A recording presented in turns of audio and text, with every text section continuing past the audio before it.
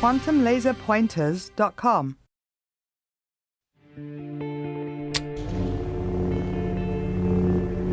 Quantum Laser Pointers brings you the infamous double-slit experiment right in the palm of your hand. In 1801, English physicist Thomas Young performed this experiment to determine if light was a particle or a wave. A laser shines a coherent beam of light through a film disc containing two parallel slits. Light striking the wall behind the slits produces a classic interference pattern. This surprising result means light passes through the parallel slits not as particles, but as waves. Visit our website or subscribe to our YouTube channel now. Be among the first to see our new line of double-slit lasers, quantumlaserpointers.com.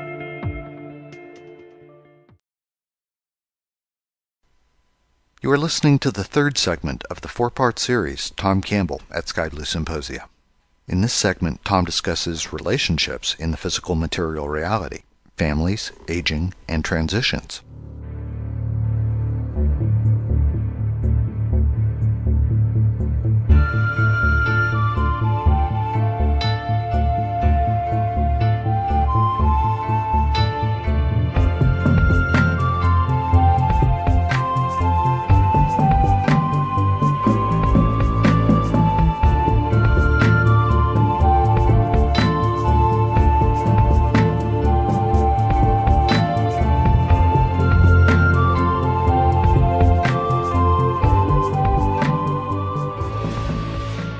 We're back with segment 3 of our conversation with Tom Campbell. Tom, as we ended the last segment, we were talking about male-female relationships. We'd like to explore some other relationship topics now in a little bit greater depth, specifically relationships in the PMR amongst families, the aging, and transitions. Chipper has our first question in this topic area. Tom, this is a question from my lovely wife, who I have a better relationship with her than I've ever expected I would have with anyone. And part of that was due to my realizing that when she describes stuff to me, it's not that she wants me to fix it, it's just that she wants to delineate that structure within which she feels a certain way. But she had a question. As older adults with more time available each day to think about how they live their lives, they find themselves rebalancing between their present work styles in a large corporation, for example, and at the same time working toward identifying fears that lead to holding on to ego. This can slow progress.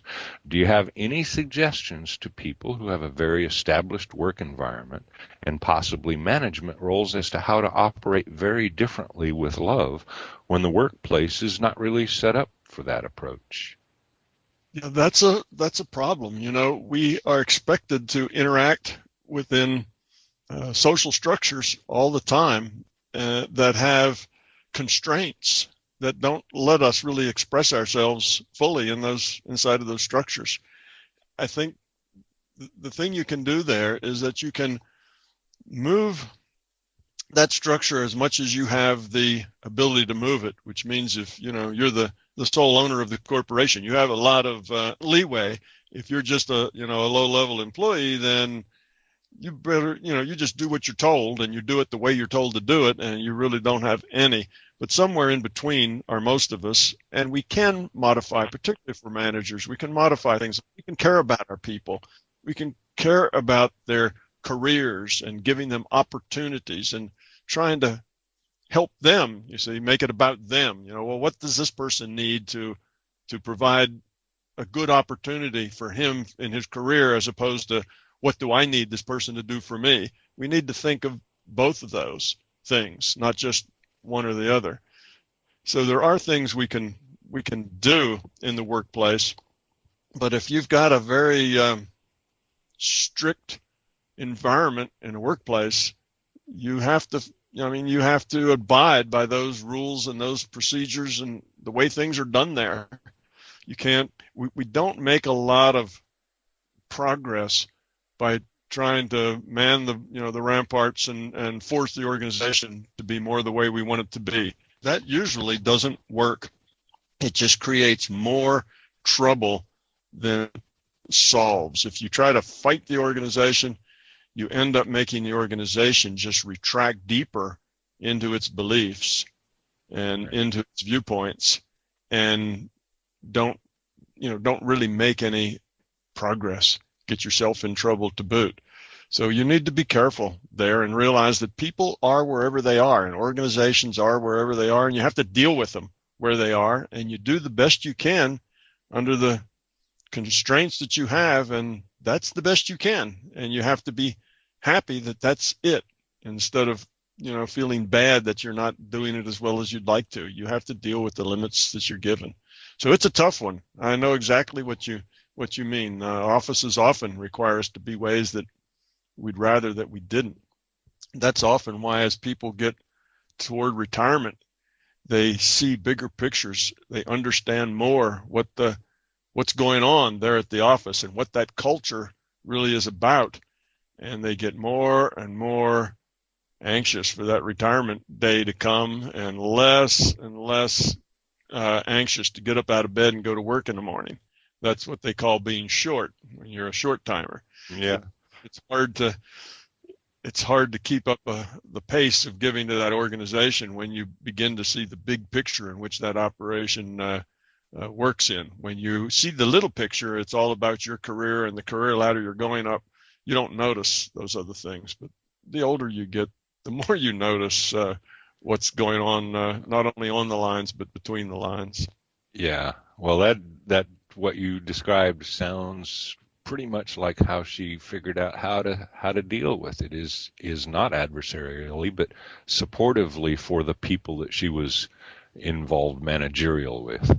Even though I kept saying, well, do this and do that, and she'd look at me and say, well, that's not going to work. So yeah. And what's amazing about that if you really care for your employees and care about them, not just care about what they can do for you, but care about them and their careers and their families, because somebody has a big family problem. Well, you need to give them a little special, space to deal with that, instead of saying, well, that's personal business. Just get to work on time and that sort of thing. If you're willing to work with them, you'll get so much more out of them. They don't mind giving you their all and staying late and doing whatever it takes to make a product work. If they know that you really care for them, they'll give it back. So it turns out that that's a really very productive attitude, more productive than the one of enforce the rules. That's not a very productive attitude. Right. Thank you on that. A related question is regarding our children and young adults. As parents, much energy is spent helping the child build confidence and self-worth. Recognizing that they are important, that they matter, is key to helping them not get too discouraged or depressed in school, social events, and trying to get that career path determined or first job. Then with maturing children, teenagers, parents may find themselves saying almost the opposite with phrases like, we really need to think more about letting go of our ego and identifying the fear at the base of that dominant or angry reaction that we just had. Do you have suggestions regarding the messages we could send to children today that would help them not develop such a strong connection with the stroking of their ego, but at the same time help them navigate in our society with other kids who often are very cruel and with a competitive environment for developing a skill or career or getting into college? There is a big difference between, shall we say, praising a child for things well done or good attitudes or that sort of stuff, and patronizing them. I think when we patronize them, which often is we tell them that whatever it is they've done or said is wonderful, when it's really not all that wonderful, that may be part of the problem. I think just building up their egos to build up their egos is probably not a good idea. I think they kind of know in their own mind that what they did was just kind of mediocre, or whether it was wonderful, or whether it's something they really worked hard on, or whether it was quick. And if we are too quick to make them feel good about themselves, we could actually be doing them a disservice rather than a service. So I'd say when they do things when they do things well. And it could be that it doesn't have to be much, for them to do something well, just a good attitude or a caring, or they pick something up without having to be told, or, just little things like that. You can give them praise. Tell them how much you appreciated it. That certainly was helpful. Thank you very much for picking that up. And we need to be aware of giving them as much positive things as they earn, or at least trying to earn.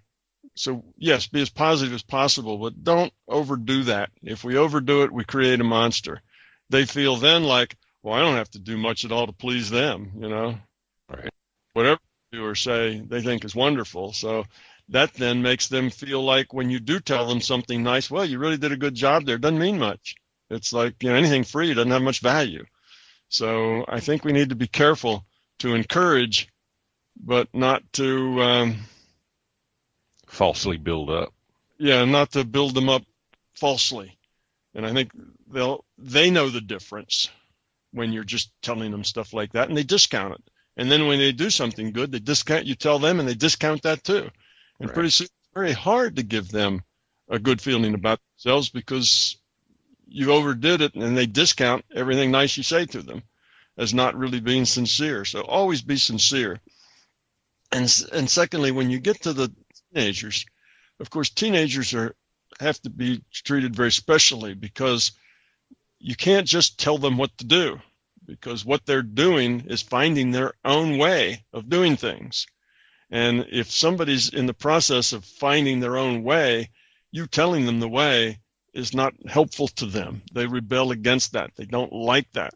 You know how it is when the children learn something. If a child learns a task of some sort, and then you try to do it for them, it incenses them that you're trying to do it for them, as if they couldn't do it themselves, that Yes. sort of. Yeah. So when you try to give a teenager guidance, they often don't like it, because what they're trying to do is find their own way. And by giving them guidance, it's like, oh, you gave me the answer. That doesn't help. I need to do this on my own. So we have to, again, look at them and see where they are. Think about them and what they need, and realize that they need to make mistakes. They need to do things on their own, and they need to have guidance, but not orders. Well, it doesn't mean they don't need orders sometimes, but you know what I mean. Yeah. As, I've done something similar like that, and here's how it worked out for me. And you tell them that, rather than, I know what you should do. You need to do it this way. Believe me, I know. You see, there's a big difference. One of them, you're just giving them some information and letting them do with it what they want. And the other one, you're telling them what to do. So we need to be careful about how we approach our teens, and realize that they are, changing, and they're in a lot of change, and they have to complete these changes on their own. You can't do it for them, which Right. means you have to make decisions. And some of those decisions will be poor. And when they're poor, you can't lord that over and say, see, I told you, you need to do that. You need to do what I say, because that doesn't help them grow up. That might help them. That might help them get one thing right. But, that's a battle. They're trying to win the war. So if you constantly tell them what to do, and they are obedient and they do it, they come out the other end not having learned anything except to be obedient and do what you're told. Well, that's not what we want them to grow up to be. We want them to grow up to be self-sufficient and able to make their own way in the world, in which case we need to give them a lot of rope when they get in those teenage years. So when they blow off the handle like that, and you'd like to point out that that was pretty self-serving and pretty egotistical and whatever, do it indirectly. Rather than telling them how they're wrong, you should explain to them how you understand how they feel that way. First, get on their side. Explain, yeah, I can see how you might feel that way. And then give them information without it being personal to them. Yeah, I was like that when I was a kid too, and here's what happened to me. You're not telling them the answer, but you're giving them some information that they can use to help them get the answer, but they're still getting it. Right. So that's the trick we have to do. Give them information in a way that they can use it. If we give them information in a way that they can't use it, it just makes things worse. And they can't use it if we just tell them how to be. They can use it if we offer it in a non-judgmental way that lets them use it and save face, if you will. Right. Not practice digging in their heels. So that's the thing. Yeah, teenagers are very difficult because they are in this indeterminate stage, and they've got to do it themselves, and they've got to do it their own way. And that comes back to us as my parents are stupid. My parents don't know anything. Yeah. Well, that's just a way of them expressing this thing about I have to do it myself.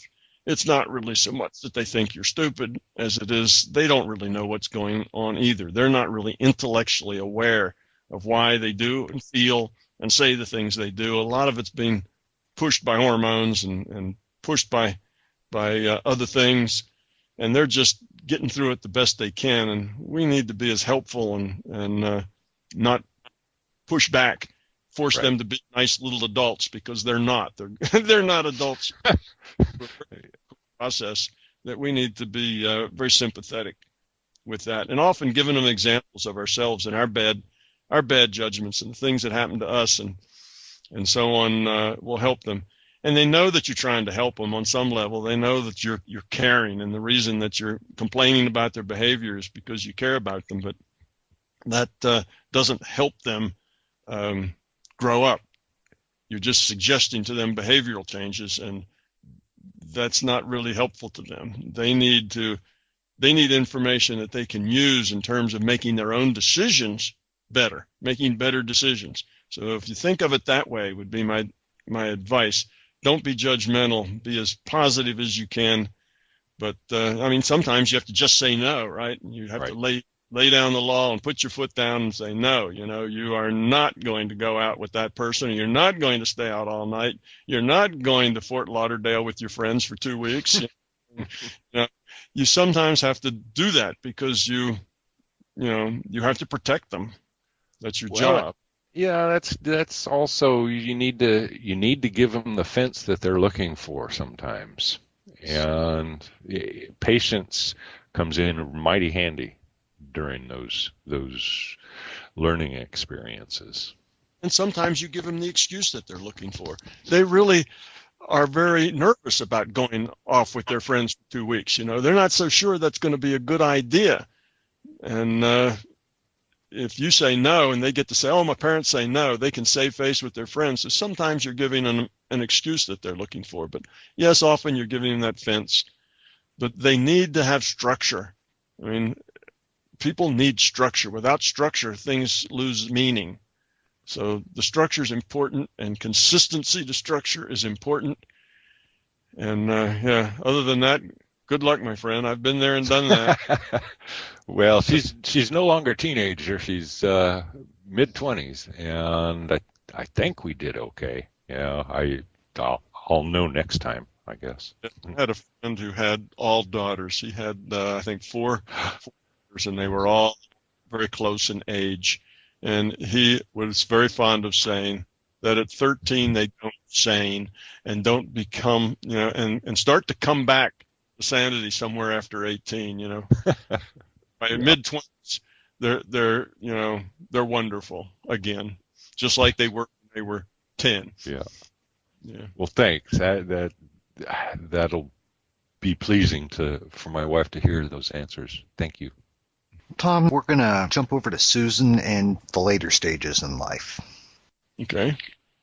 Hi, Tom. I wanted to speak with you about dying, or a transition to another reality is probably a better description of it. In Tibetan Buddhism, dying is seen as a process of moving through bardo, or transitional states.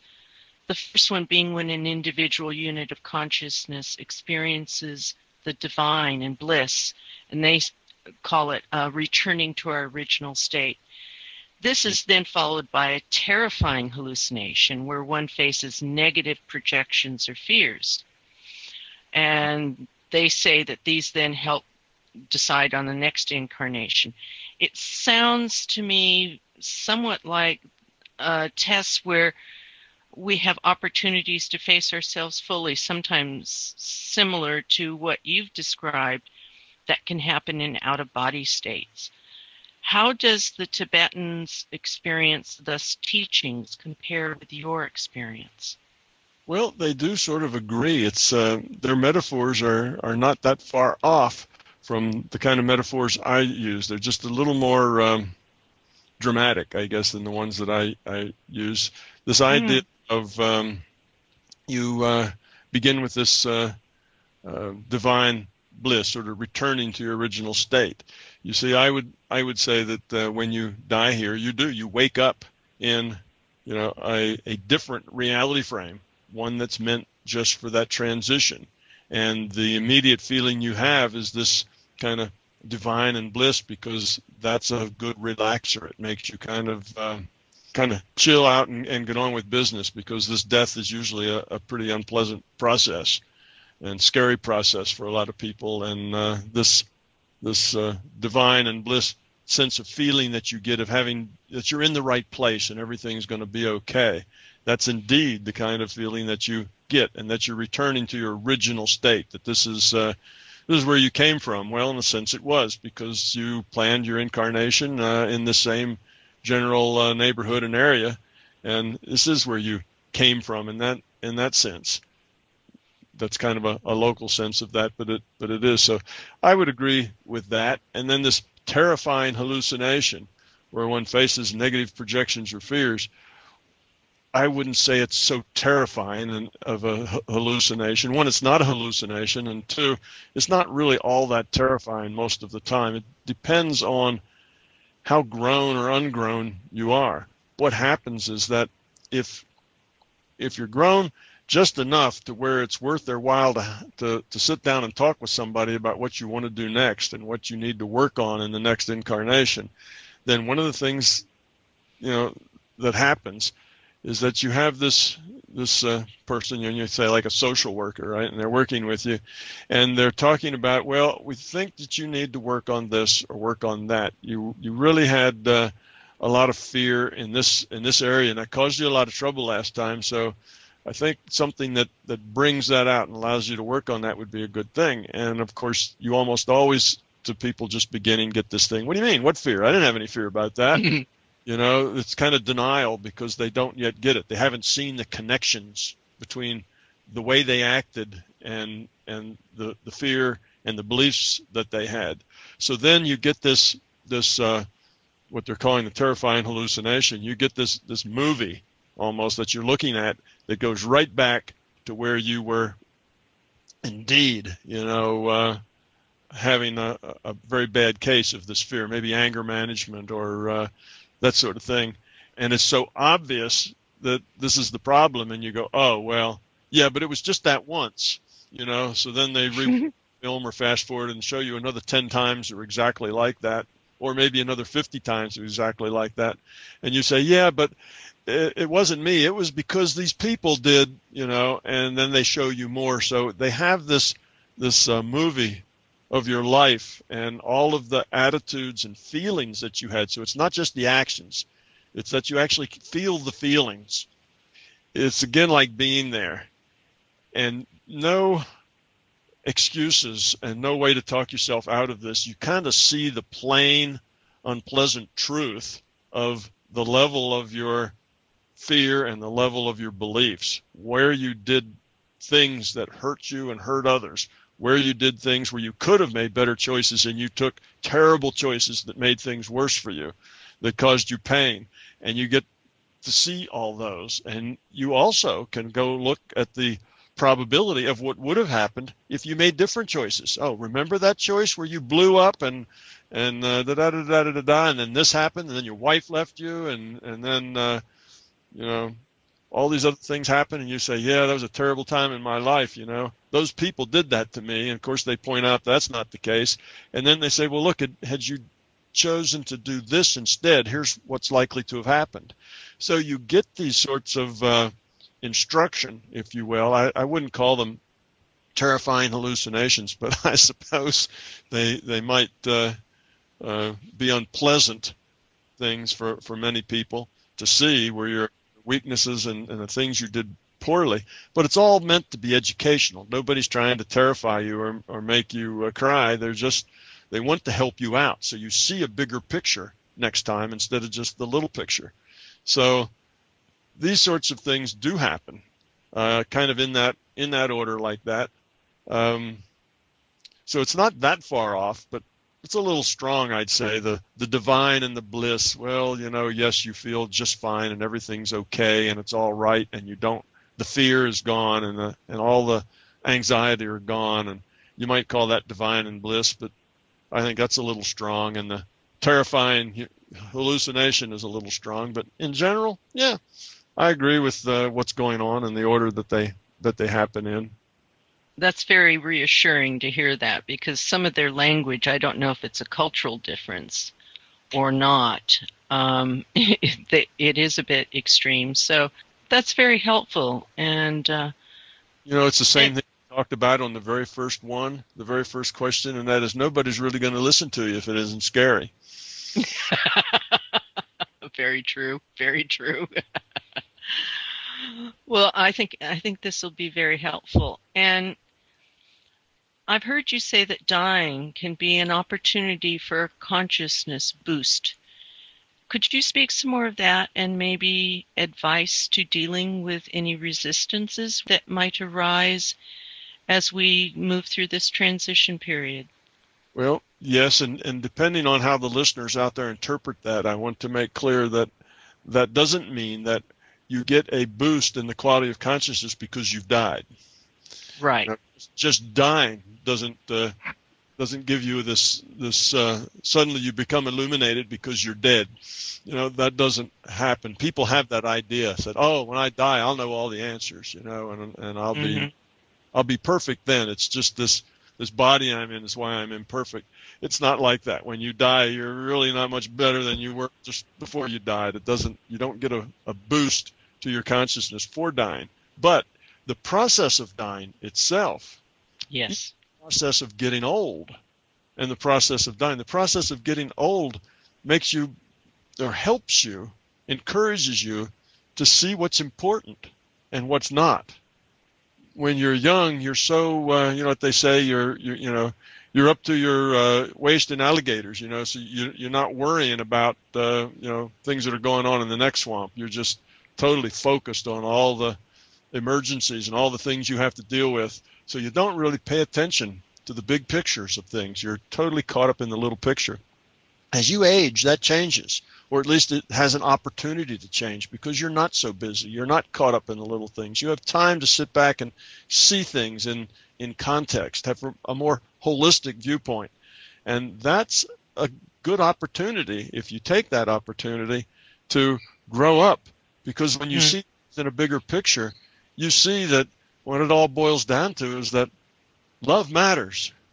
And all of that other stuff you had, all of those fights and all of those squabbles and all of that angst and all that just disappears. It's not important. That the stuff that really is significant is the love stuff. It's the caring stuff.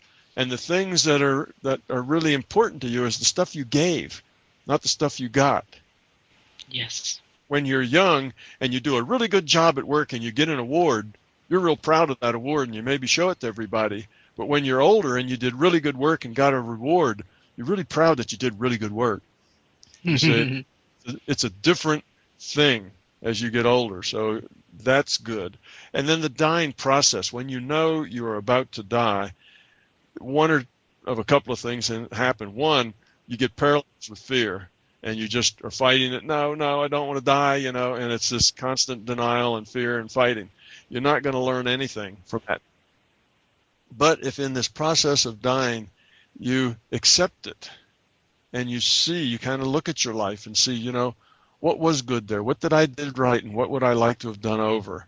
And, kind of a little, old people like to reminisce, right? Well, part of that reminiscing is just recontacting their life experiences so that they can learn from them. Sometimes when it happened, you didn't learn anything, but on hindsight, you can learn some things about those experiences. So hopefully you'll have enough memory that you can do that. But in any case, not going into death with fear is very helpful. If you go into death with a lot of fear, your transition is going to be a lot more problematical. If you go in as a transition, as death is a part of life. It's the next step, right? It's just the way it is. And even if you have no idea that there's anything after, it doesn't matter. It's just, okay, this is it. You accept it, and you're going to go. You're going with peace and calm. Then you can interact with your family, with your loved ones, and the interactions are good. But you'll learn a lot then. You'll kind of see the things that are important. So it is a growing time. Whereas if you interact with fear, then because it's so fear-based, your interactions with other people are shallow and not so useful. Right. People are telling you, oh, you'll be all right. You're not going to die, because they know that if they say anything else, you won't be able to handle it. So you can't actually have an honest conversation with anybody. And then you're all alone because you can't really talk to anyone about it, because no one will talk honestly with you because they don't think you can deal with it. So being able to deal with it, finding calm, finding peace, acceptance, letting go, kind of going over it and seeing what you can learn, all of this can be very helpful, good opportunities as you get older. But with like anything, there's opportunity for making good choices. There's opportunity for making bad choices too. Yeah. So advice dealing with resistances, what kind of resistances are you talking? Well, resistances to, as you mentioned, the possibility of death, or that there's a possibility of healing at that time, or putting closure on unfinished business, or not attending to one's own internal process and physical process as well. Some people I've seen battle things, remain in denial, or even have regrets about their life. They wish they had done things differently, and therefore wish they had more time. Yeah, see, all of that's counterproductive. Mm-hmm. Guilt is always useless. You just accept and learn. That's what you do. And yes, you can make peace with things. You can realize that silly argument that you had with your brother and you haven't talked to each other for 10 years, that you're not going to have more than another couple of months. Go call up your brother, ask him how he's doing, tell him that you love him. You can do those kinds of things that you wouldn't have done otherwise, because now you have a bigger perspective than you had before. Before you were wrapped up in ego, and now you realize that ego is useless. That's nothing important there. So it's a good time to take stock and heal, mend fences. All that stuff becomes a lot easier when you realize that ego is not important. It's not where the action is. The caring and the love is where the action is. And if you use that time for healing, then you make good use of it. If you use that time for denial and for fussing and complaining because you're unhappy, because you're going to die and it frightens you, then you've wasted the opportunity. Mm-hmm. Well, thank you. This is very helpful. I find it extremely wise. Thank you, Tom. You're welcome. Yes, thanks, Tom. Prior to the PMR-N transition, there are other family challenges that are experienced. Sibel would like to ask you a question relating to that earlier time period. Okay. It's the universe is giving us a lot more extended caregiving roles, with many elderly with dementia and children and adult children with autism and mental illness. And these are kind of quote-unquote unproductive jobs that are consuming a lot of time and energy. And universe seems to give themes of experience for a reason. What do you suppose is the reason behind this increase in caregiving experience? Okay, well, there are several. Yes, we are supposed to be learning something about caring and nurturing and environment-caused illness. From the big picture perspective, there is no unproductive job. If one can learn something valuable from a situation, then it's productive. Of course, they were talking about economics, and I'm talking about personal growth. So personal growth is very productive. Given the paradigm that stuff happens and we're just supposed to deal with it, then any situation can provide growth opportunities, and the system is always anxious to give us growth opportunities. But the question is, why are we getting more of this, these types of opportunities now? Well, for one, it's good PMR feedback. Okay, we must live the consequences of the choices we make. Okay, this is true at the individual level and at the collective level. We immerse ourselves in anxiety by day and watch TV and eat junk food by night. We're critically undernourished and grossly overfed. Pain appears to be the most effective teacher. We haven't felt anything yet compared to what is coming. The population is aging, and our individual and collective health is deteriorating. All the things you mentioned are likely to get much worse. And why is that good PMR feedback? I don't mean good in the sense that it's wonderful feedback, but good in the sense it's what we need. We won't act if we don't feel pain. That kind of tells you at what level we are at learning. What sort of critters are there that we know that don't react or don't get it, if it doesn't hurt? Well, very young, right? It reminds you of trying to house train a puppy or something. You need to be forceful enough they understand that you don't like that. We learn better by fear, or I shouldn't say by fear, by pain. We learn better by pain than any other way. If we don't get pain, we're not interested in learning. We're just interested in kicking back and saying, everything's great. Don't change what isn't broken. And we let it all slide. If we get pain and enough pain, then we start to think, what's wrong? What should we do differently? So when we see all these people who need this extra help, partly that's just feedback coming back. People are eating terribly. There's going to be a lot more poor health in the future. We probably will see in the next 5 or 6 or 10 years, next decade, that lifespans are actually starting to come down. They're going to stop going up because of the way we eat and what we do to our bodies. So it's going to get worse. So that's one thing, and it's also good NPMR feedback. We need something to push us into being less self-centered, and we're now almost grown up enough to be able to handle it and learn from such a lesson. Okay, there was a time when if people were a problem, the thing to do was put them in an institution. Get rid of them, let somebody else handle it. And that's kind of disappearing to the point that more people are taking a responsibility to deal about these with caring and nurturing rather than just, not my problem, and push it off on someone else. That's good. That's what I mean. We seem to be a little more grown up now, almost grown up enough to be able to handle it and learn from it. It's a tough lesson, but it's a very good lesson. You'll learn an awful lot about giving, which is about love, when you have to help somebody who is cantankerous, when you have to take care of somebody who doesn't even know who you are, when you have to give to people who are in such great need. That's a good learning experience. So in general, I'd say we get what we need and deserve as far as the non-physical goes, non-physical feedback.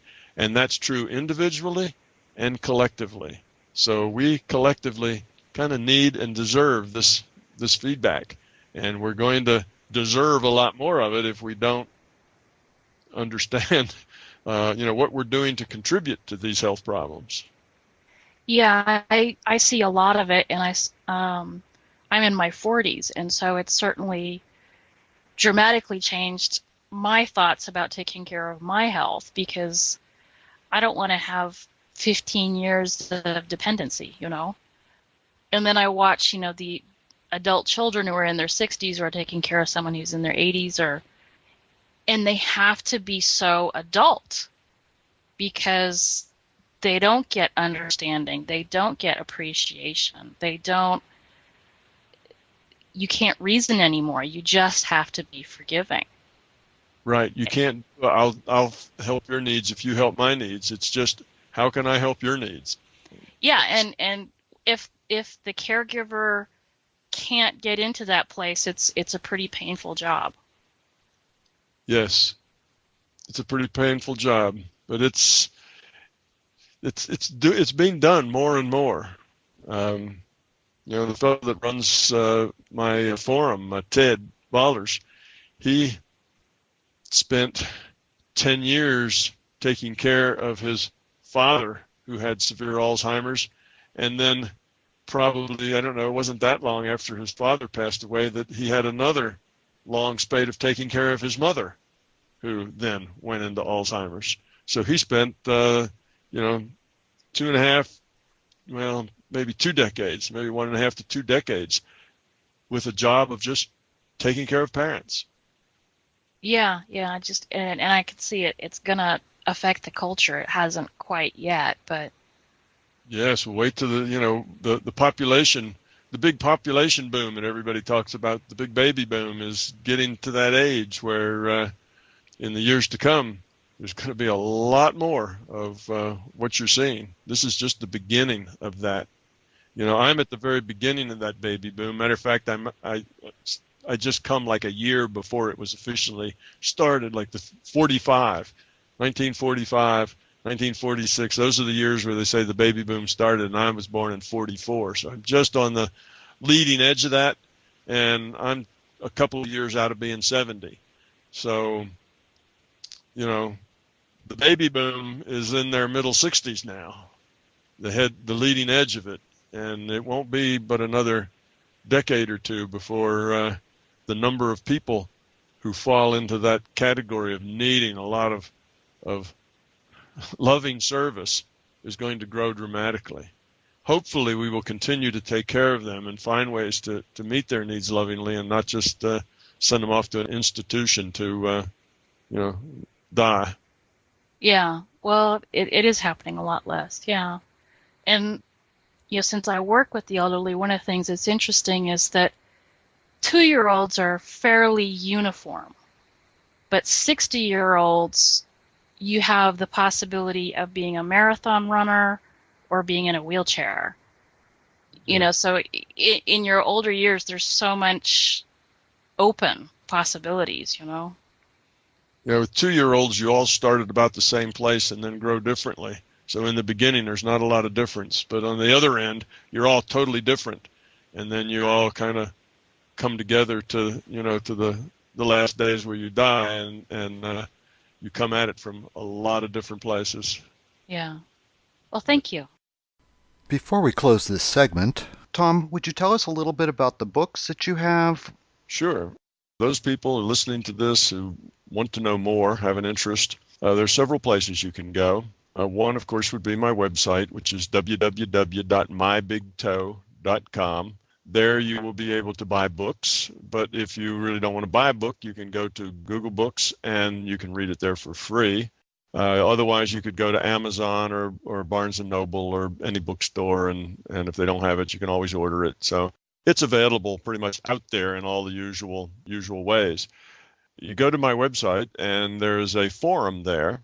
And on that forum, there's lots of discussion and lots of very smart people who have been talking about this and thinking about it for a long time, very knowledgeable. And that would be a good place to either just read. There's thousands and thousands and thousands of posts there on every subject imaginable. And that would be a good place to find out more of your specific questions. Otherwise, for general information, go to YouTube. And YouTube, you could type in my YouTube ID, which would be TWCJR44, or you can just type in Tom Campbell, or you could probably just type in My Big Toe, and you will be able to get it pretty quickly. Or you can go to Google and Google Tom Campbell or My Big Toe, and they will show you lots of places that you can go. But the YouTube station is nice, or I guess channel's what they call it, is very nice, because I have all of the workshops and all of the interviews that I've done go up on YouTube. And they're available for everyone for free. One of the best ones, if you want a good summary of the ideas here and get a good understanding of the theory as well as the practice of how to apply it, would be the Calgary workshop. And it came in a Friday, Saturday, and Sunday. basically just a few hours on Friday intro, and then Saturday is the theory and Sunday is the application. So if you go there, you will get perhaps more than you really want, but still it's a good overall view of what I'm all about and what my theories are. You'll get more of the science there because I deal with the science more in my lectures than I do in my books, because the books are really targeted to a very general audience, and the workshops are people who are already interested or they wouldn't be there.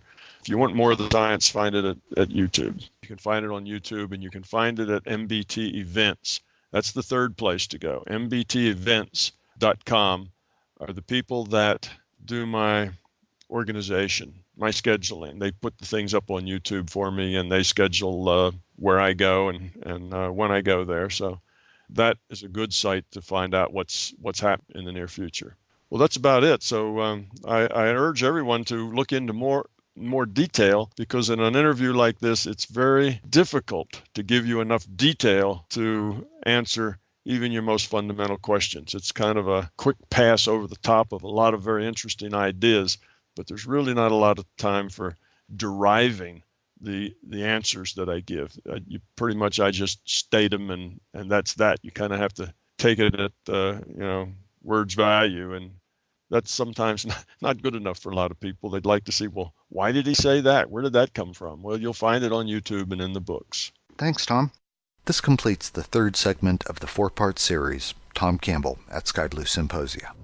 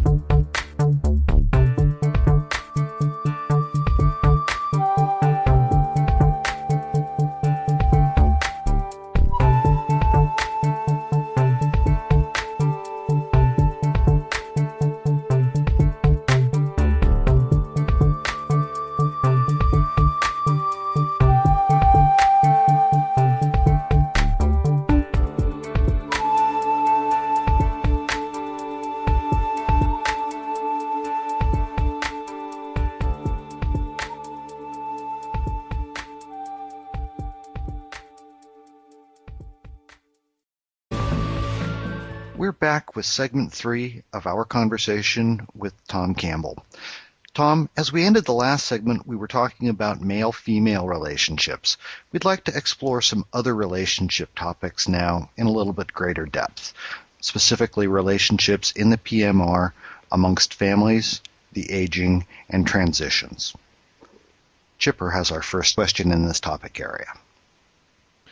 Tom, this is a question from my lovely wife, who I have a better relationship with her than I've ever expected I would have with anyone. And part of that was due to my realizing that when she describes stuff to me, it's not that she wants me to fix it. It's just that she wants to delineate that structure within which she feels a certain way. But she had a question. As older adults with more time available each day to think about how they live their lives, they find themselves rebalancing between their present work styles in a large corporation, for example, and at the same time working toward identifying fears that lead to holding on to ego. This can slow progress. Do you have any suggestions to people who have a very established work environment and possibly management roles as to how to operate very differently with love when the workplace is not really set up for that approach? Yeah, that's a problem. We are expected to interact within social structures all the time that have constraints that don't let us really express ourselves fully inside of those structures. I think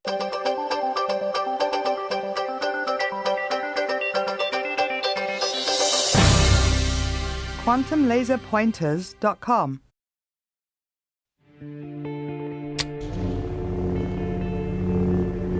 Quantum Laser Pointers brings you the infamous double-slit experiment right in the palm of your hand. In 1801, English physicist Thomas Young performed this experiment to determine if light was a particle or a wave. A laser shines a coherent beam of light through a film disc containing two parallel slits. Light striking the wall behind the slits produces a classic interference pattern. This surprising result means light passes through the parallel slits not as particles, but as waves. Visit our website or subscribe to our YouTube channel now. Be among the first to see our new line of double-slit lasers, quantumlaserpointers.com.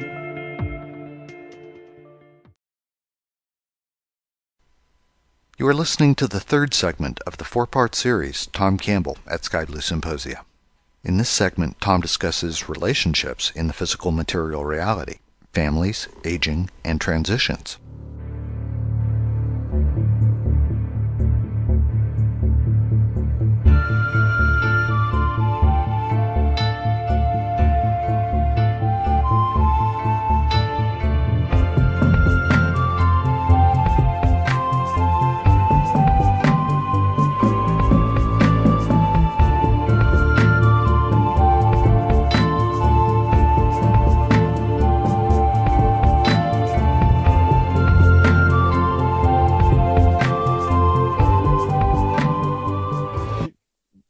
the thing you can do there is that you can move that structure as much as you have the ability to move it, which means if you're the sole owner of the corporation, you have a lot of leeway.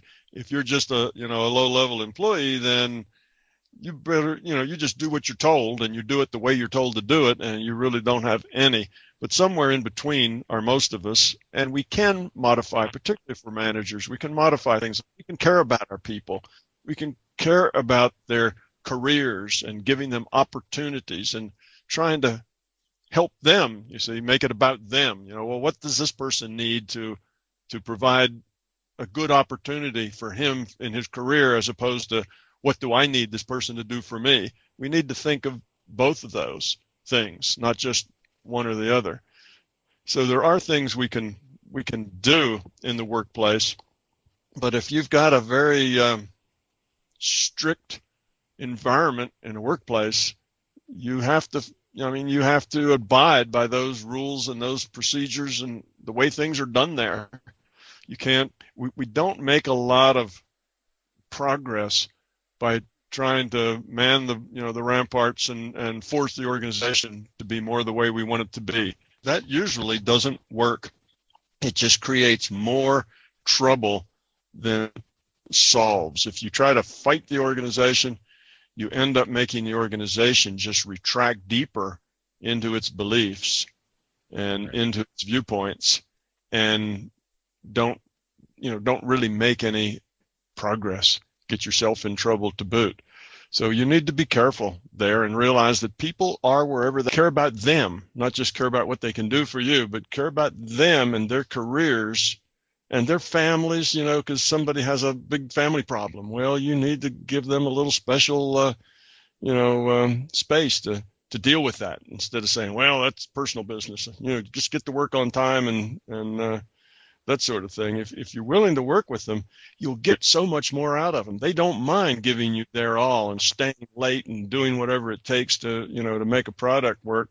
If they know that you really care for them, they'll give it back. So it turns out that that's a really very productive attitude, more productive than the one of enforce the rules. That's not a very productive attitude.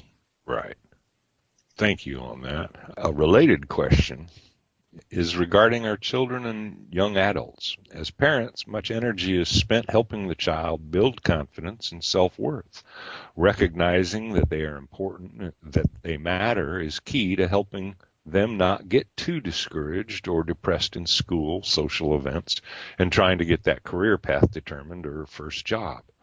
Then with maturing children, teenagers, parents may find themselves saying almost the opposite with phrases like, we really need to think more about letting go of our ego and identifying the fear at the base of that dominant or angry reaction that we just had.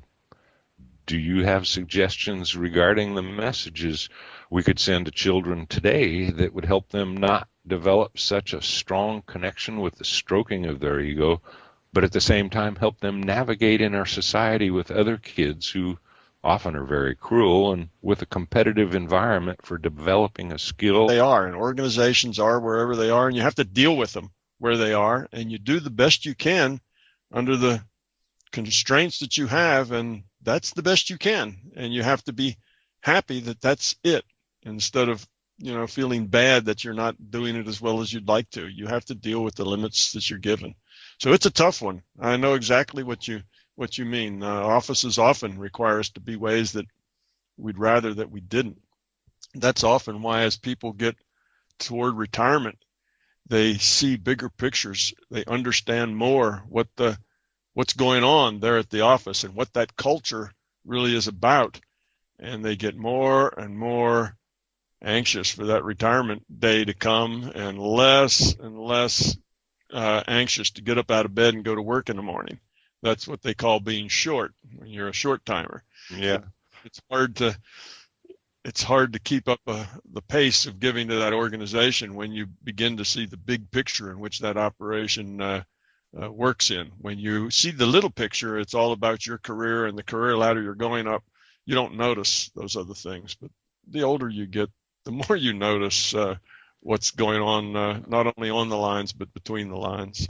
Yeah. Well, that what you described sounds pretty much like how she figured out how to deal with it. Is not adversarially, but supportively for the people that she was involved managerial with. Even though I kept saying, well, do this and do that, and she'd look at me and say, well, that's not going to work. So. Yeah, and what's amazing about that if you really care for your employees and